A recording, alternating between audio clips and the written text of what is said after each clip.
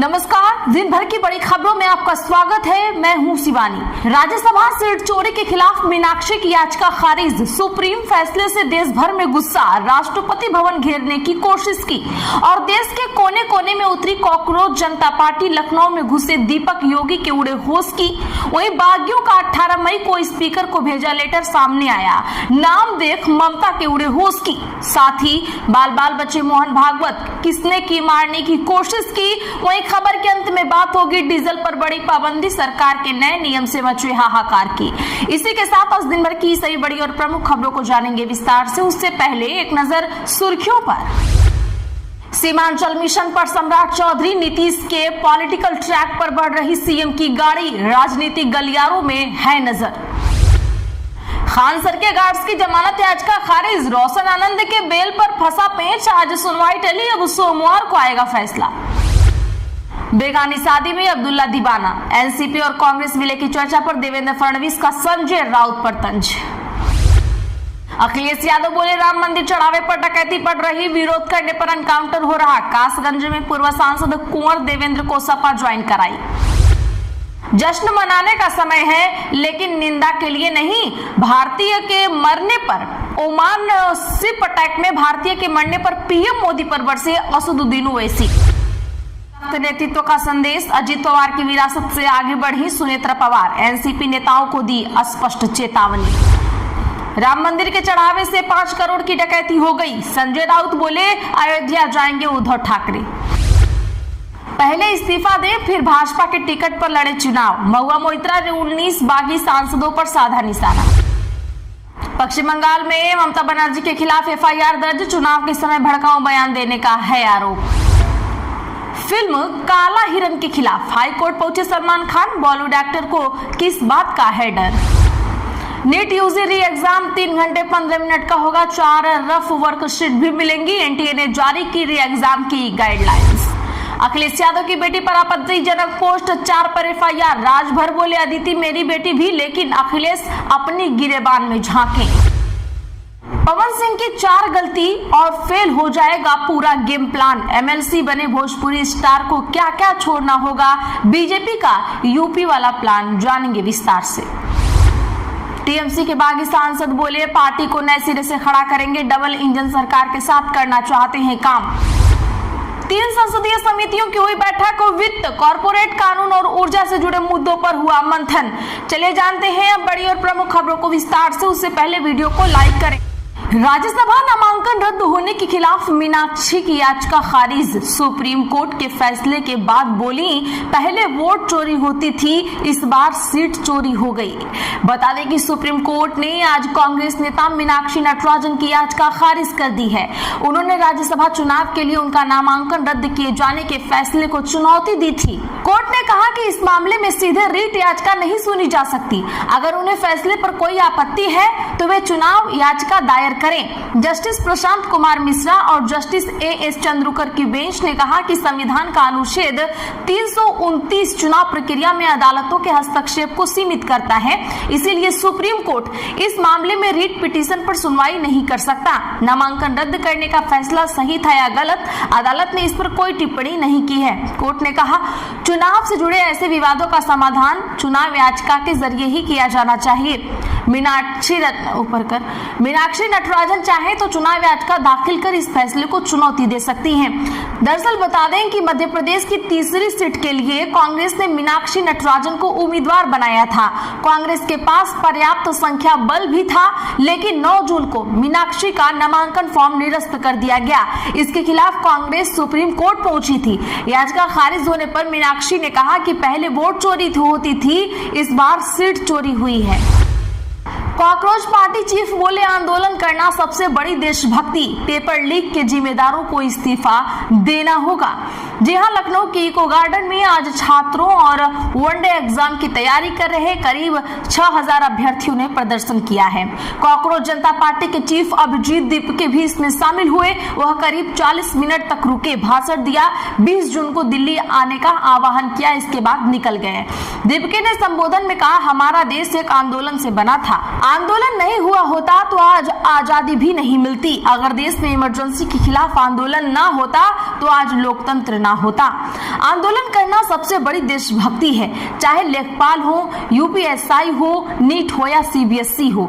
जो भी इनके पेपर लीक करने के दोषी होंगे सबको रिजाइन करना होगा।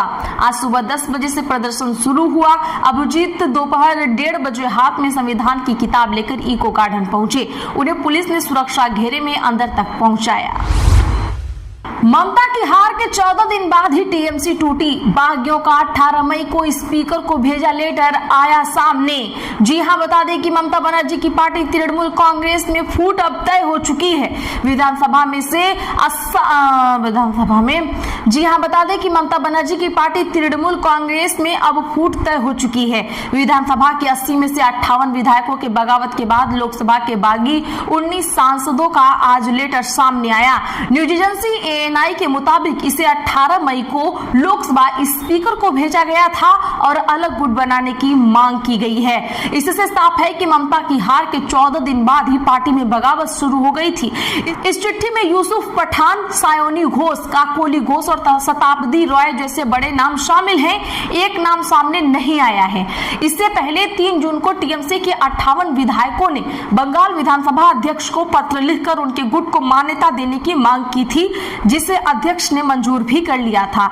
इधर ममता बनर्जी के खिलाफ भड़काऊ भाषण देने के आरोप में कलकत्ता के हेयर स्ट्रीट थाने में एफआईआर दर्ज की गई है।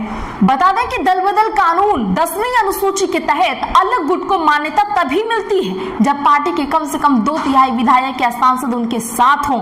टीएमसी के मामले में अभी यह स्थिति है। राहुल बोले मीनाक्षी का नामांकन रद्द होना सीट चोरी। दिग्विजय ने कहा इसमें सुप्रीम कोर्ट भी शामिल। बता दें कि मध्य प्रदेश में भाजपा ने तीनों राज्यसभा सीटें निर्विरोध जीत ली हैं। चुनाव आयोग ने पार्टी उम्मीदवार रजनीश अग्रवाल, तरुण चुग और महेश केवट को निर्वाचन सर्टिफिकेट भी दे दिए हैं। इससे पहले सुप्रीम कोर्ट ने कांग्रेस उम्मीदवार मीनाक्षी नटराजन का नामांकन रद्द होने के खिलाफ पार्टी की याचिका पर सुनवाई आज के लिए टाल दी थी। मामले पर चुनाव आयोग ने भी कोई फैसला नहीं दिया है। दिल्ली में कांग्रेस अध्यक्ष खड़गे और राहुल गांधी की मौजूदगी में हुई बैठक में इस घटनाक्रम को लेकर भाजपा और चुनाव आयोग पर सवाल उठाए गए। राहुल गांधी ने कहा, भाजपा और चुनाव आयोग की जुगलबंदी ने सीट चोरी की है। कांग्रेस उम्मीदवार का नामांकन मामूली आपत्ति पर खारिज कर दिया गया, जबकि भाजपा समर्थित उम्मीदवार को त्रुटियां सुधारने का मौका दिया गया। चुनाव आयोग ने 2 उम्मीदवारों के साथ अलग अलग व्यवहार किया और कांग्रेस की आपत्तियों का जवाब भी नहीं दिया। वहीं कांग्रेस नेता दिग्विजय सिंह ने कहा है इस चोरी में सभी शामिल हैं, सिर्फ राज्य सरकार नहीं बल्कि केंद्र, चुनाव आयोग और सुप्रीम कोर्ट भी शामिल है। जब कोर्ट को पता था कि शाम 4 बजे के बाद हमारी याचिका निरर्थक हो जाएगी तो आज सुनवाई क्यों नहीं की? सुनवाई के लिए कल तक की तारीख क्यों दी? इसमें सबकी मिली भगत है। अगर आप भी इनकी बात से सहमत हैं तो कमेंट बॉक्स में यस या नो जरूर लिखिए। निशांत कुमार की डिग्री पर सियासत तेज। आरजेडी एमएलसी सुनील सिंह ने खोली इंजीनियर वाले दावे की पोल। बता दें कि बिहार की सियासत में बयानों के तीर एक बार फिर बेहद पैने हो गए हैं। राष्ट्रीय जनता दल के कद्दावर नेता और एमएलसी सुनील सिंह ने वर्तमान स्वास्थ्य मंत्री निशांत कुमार की शैक्षणिक योग्यता को लेकर एक बड़ा और तीखा हमला बोला है। सुनील सिंह ने मीडिया से बातचीत के दौरान तंज कसते हुए कहा कि निशांत कुमार की राजनीतिक लॉन्चिंग से पहले उन्हें जबरन इंजीनियर बताया गया था। उस समय सत्ता पक्ष की ओर से ऐसा माहौल तैयार किया गया था मानो कोई बहुत बड़ा विद्वान या साक्षात स्वामी विवेकानंद जी आ गए हों। लेकिन अब जब उनका आधिकारिक हलफनामा और दस्तावेज सामने आए हैं तब जाकर पूरी सच्चाई का खुलासा हुआ है कि वे सिर्फ 12वीं पास हैं। सुनील सिंह ने निशाना साधते हुए कहा कि निशांत कुमार अपनी पढ़ाई के दौरान कॉलेज छोड़कर बीच में ही भाग गए थे, जिसके कारण वे कभी इंजीनियर बन ही नहीं पाए। आरजेडी एमएलसी ने कहा कि जेडीयू के जो प्रवक्ता और नेता पीछे बड़ी बड़ी तस्वीरें लगाकर दिन रात बच्चे का बचाव करते हैं और बड़े बड़े दावे करते हैं, उन्हें बिहार की 14 करोड़ जनता से हाथ जोड़कर माफी मांगनी चाहिए। आरएसएस प्रमुख मोहन भागवत की ट्रेन पर पथराव। फिरोजाबाद में शताब्दी एक्सप्रेस E1 कोच बना निशाना, कानपुर से जा रहे थे दिल्ली। बता दें कि फिरोजाबाद में संघ प्रमुख मोहन भागवत की ट्रेन पर बीती शाम पथराव हुआ। पत्थर सीधे उन्हीं की बोगी पर लगा जिसमें वे बैठे थे। इसकी खिड़की का शीशा टूट गया। भागवत कानपुर से शताब्दी एक्सप्रेस से नई दिल्ली जा रहे थे। भागवत एग्जीक्यूटिव क्लास के E1 कोच में थे। ट्रेन जब मक्खनपुर फिरोजाबाद के बीच से गुजर रही थी तभी अचानक बोगी को निशाना बनाकर पत्थर फेंका गया।